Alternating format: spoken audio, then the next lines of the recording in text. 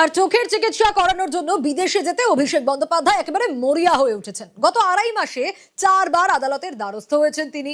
Diamond হারবারের তৃণমূল সাংসদ বিদেশ যেতে মরিয়া চোখের চিকিৎসার জন্য। বুধবার অভিষেকের বিদেশ যাওয়ার আর্জি খারিজ করে দেয় কলকাতা হাইকোর্ট।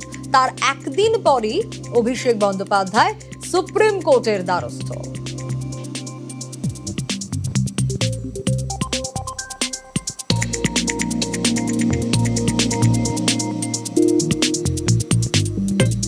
এখানেই অনেকে একাধিক প্রশ্ন তুলেছেন।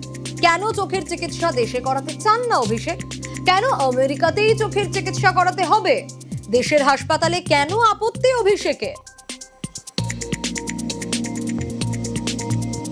23শে জুন তিনি প্রথমবার হাইকোর্টে আবেদন জানিয়েছিলেন। সুপ্রিম কোর্ট তো ভারতবর্ষের সর্বোচ্চ আদালত, তারা গার্জিয়ান অফ দি কনস্টিটিউশন, তো সেই জন্য তারা সাংবিধানিক অধিকারকে বাঁচিয়ে রাখবেন, এটাই স্বাভাবিক। ডিপ্লোম্যাটিক পাসপোর্ট হোল্ডার সিটিজেন যিনি ভারতবর্ষে কোনো জায়গায় গ্রেপ্তারি নেই, জেলে নেই, তিনি কোথায় কোন ডাক্তার দেখাবেন, কোন হসপিটালে তিনি চিকিৎসা করাবেন, সেটা সম্পূর্ণভাবে তার ব্যক্তি স্বাধীনতা।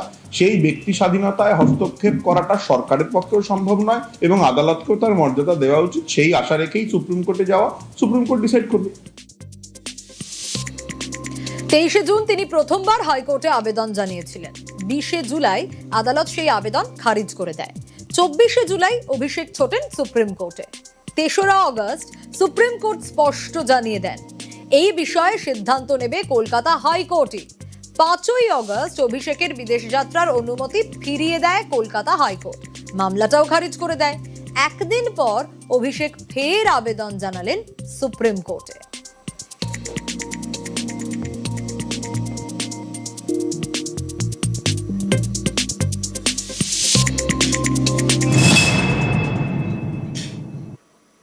কেন তাকে বিদেশে কি আর ফিরবেন কি ফিরবেন না, কি প্ল্যান করছেন সে তো উনিই বলতে পারবেন বা ওনার টিমের কেউ বলতে পারবে। তবে যেভাবে এদিকে যাচ্ছেন ওদিকে যাচ্ছেন, পিং পং বলের মতো লাফালাফি করছেন, এরপরে এসকেপ ভেলোসিটি নিয়ে পৃথিবী ছেড়ে না চলে যায়, সেটাই আমাদের চিন্তা।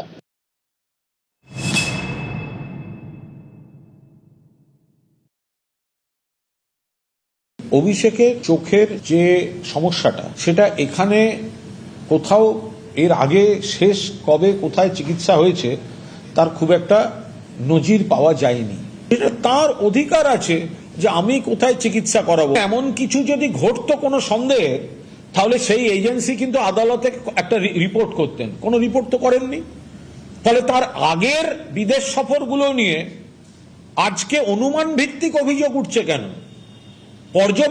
পর্যবেক্ষণ ভিত্তিক তো কোনো অভিযোগ এতদিন নেই। তাহলে আজকে অনুমান ভিত্তিক অভিযোগ তোলা হচ্ছে কেন? রাজনৈতিক ন্যারেটিভ তৈরি করার জন্য।